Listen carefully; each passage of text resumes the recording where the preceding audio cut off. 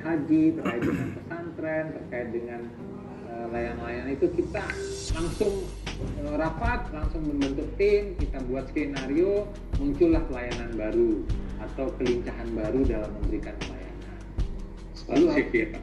Iya, jadi harus responnya harus cepat. Nah, harus memiliki ambiguity acceptance, artinya jangan jangan rutinitas, tapi harus percaya dengan ketidakjelasan, karena memang tuntutan, kebutuhan dan tuntutan konsumen itu selalu berubah. Dia selalu ingin yang lebih baru. Nah, kalau sekarang saya percayalah teman-teman sudah digital mindset, sudah digital capability, karena memang pelayanannya sudah mulai menggunakan digital.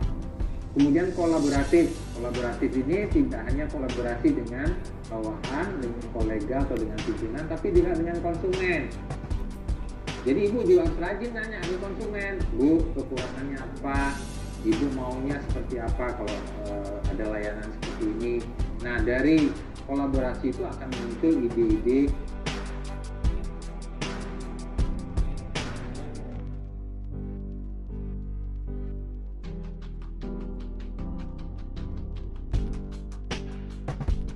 Contohnya, kalau Mbak Dila punya adik atau punya saudara, punya adik lah yang masih sekolah, tapi Mbak Dila ditanya, Mbak Dila adiknya kelas berapa sekolahnya? Masih kelas 4 SD. Coba sebutkan satu aja nama gurunya. Mbak Dila nggak tahu, itu artinya observasi Mbak Dila jelek. Ya, paham nggak? Kalau Mbak Dila ditanya nama guru adiknya satu aja, Mbak Dila nggak tahu, berarti observasinya Mbak Dila jelek. Nah, sebagai kakak, Mbak Dila harus tahu semua nama guru dan nomor telepon guru. Nah, itu baru observasinya bagus. Artinya Mbak Dila harus tahu semua nomor telepon konsumen, semua tanggal lahirnya konsumen. Dalam rangka apa, Pak? Dalam rangka untuk memberikan ketertarikan orang yang tadinya sudah aware dengan kita. Kalau kita memberikan doa kepada mereka yang sedang milad atau sedang ulang tahun, itu mereka akan lebih aware terhadap kita. Itu kira-kira. Jadi observasi itu penting dalam rangka untuk meningkatkan kreativitas kita dalam pelayanan. Lalu Mbak Dila harus tahu nama-nama teman-teman dekat adiknya Mbak Dila, nomor telepon, alamat rumah, semua lengkap.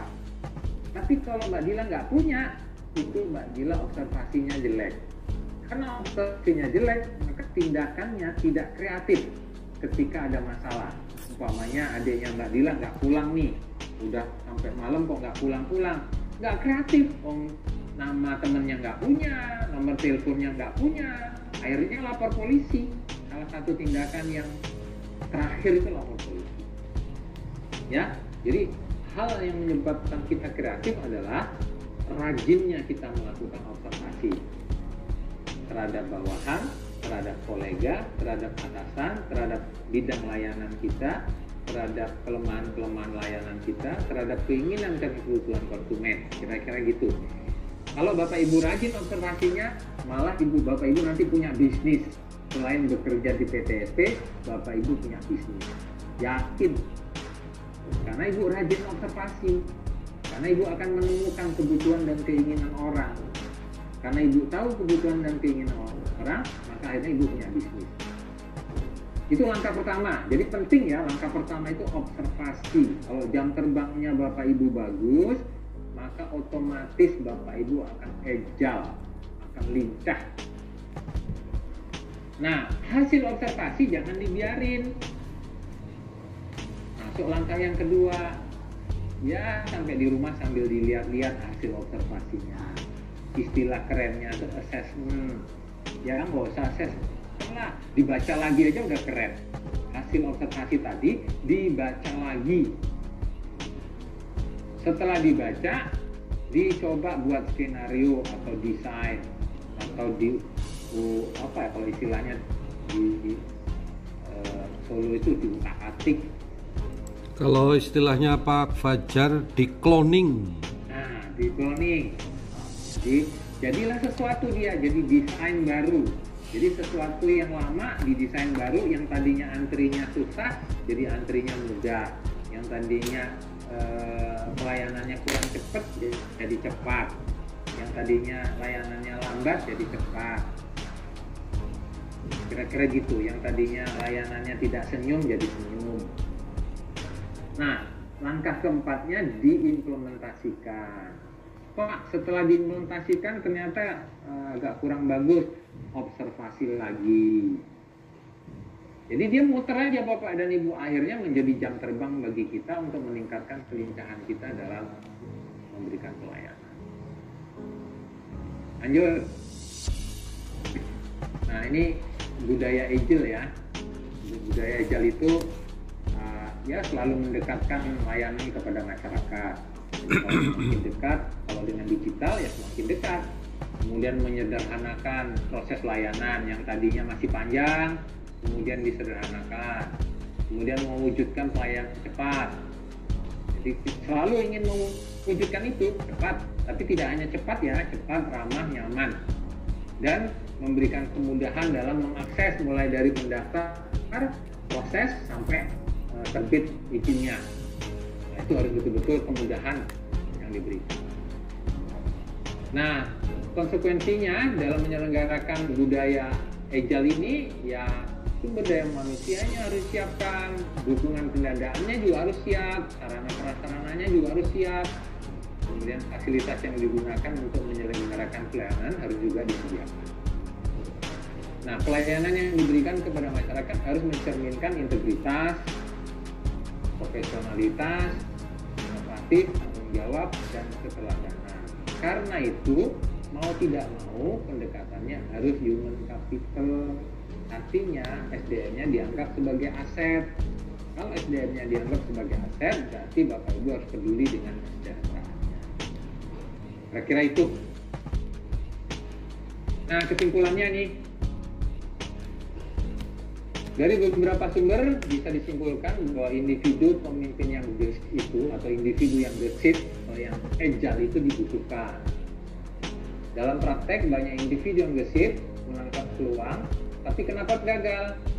Ternyata ada faktor lain yang dimiliki, yaitu memotivasi tim yang namanya people agility tadi. Kalau kualitas dia masih di bawah, belum mempunyai kemampuan memotivasi tim, maka kadang-kadang kalau kita udah lincah kok gagal terus. Ya, tadi tim yang lain tidak bergerak, kita bergeraknya sendirian. Nah, penyebabnya ternyata kualitas individu leadernya belum mampu memberi teladan terkait dengan transparansi, terkait dengan kejujuran, terkait dengan memenuhi syarat walk to talk. Artinya apa yang kita lakukan itu apa yang kita ucapkan. Jadi prakteknya banyak individu leader yang tidak lengkap dalam hal integrasi keterampilannya, bahkan tidak menguasai strategi organisasi termasuk marketing, apalagi digital, tapi kenapa berhasil bersaing? Tadi seperti Wardah, karena dia punya growth mindset, kemudian dia punya modeling the way, kemudian dia punya kemampuan encourage the heart, kemudian dia punya enable atau empowerment. Itu kira-kira Bapak dan Ibu yang bisa saya sampaikan. Kurang lebihnya saya mohon maaf, kita lanjut dengan diskusi. Mas Dian? Ya Pak, tadi ada yang titip diminta dikomentarin ini Pak, apa namanya layanannya dari Tegal Pak. Boleh nggak Pak? Boleh. Coba Mas Luki ditayangin dulu. Ini terpaksa Pak, kita minta bantuan karena saya bodoh-bodoh juga. Nah, jangan begitu. Kita kan diskusi nih. Saya kan dapat ilmu juga banyak dari Pak Ibnu, dari Pekalongan.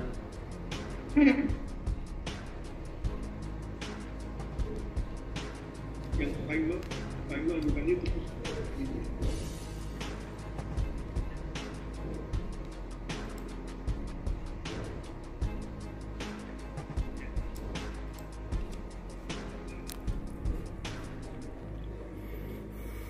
Bikin mata Pak Bambang. Jadi, monggo.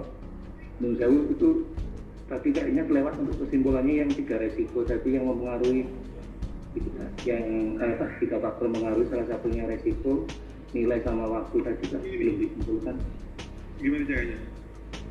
Iya, jadi preferensi terhadap waktu, preferensi terhadap nilai, preferensi terhadap resiko akan mempengaruhi kelincahan kita dalam mengambil keputusan. Tapi dengan observasi yang cukup Bapak dan Ibu, maka kita akan bisa mengatasi resiko. Kita akan mampu menganalisis nilai dan waktu. Tapi kalau observasi kita rendah, biasanya kita agak galau terhadap waktu, galau terhadap nilai, galau terhadap resiko juga galau. Akhirnya mempengaruhi kelincahan kita. Kira-kira gitu. Jadi strateginya tadi, tingkatkan observasi, kemudian tingkatkan assessment dengan continue, kemudian jangan berhenti sampai di situ, coba kita desain sesuatu untuk memperbaiki sesuatu yang belum sesuai harapan, lalu kita laksanakan. Kalau masih ada kekurangan, observasi berlanjut secara continue, menyenangkan ya. Tapi dari segi kecepatan itu belum kelihatan Mas Dian. Jadi kan harus ada keramaan, kecepatan, dan kemudahan. Nah, kemudahannya juga belum dilihat karena kan saya harus melihat bagaimana mulai dari proses memasukkan berkas sampai proses pelayanan sampai hasil. Nah, kalau itu sudah ada contohnya, saya bisa menilai kecepatannya, bisa menilai kemudahannya, selain menilai keramahannya. Kira-kira gitu, ya. Pak Najmudin tuh yang kirim, tolong dikomentari Pak.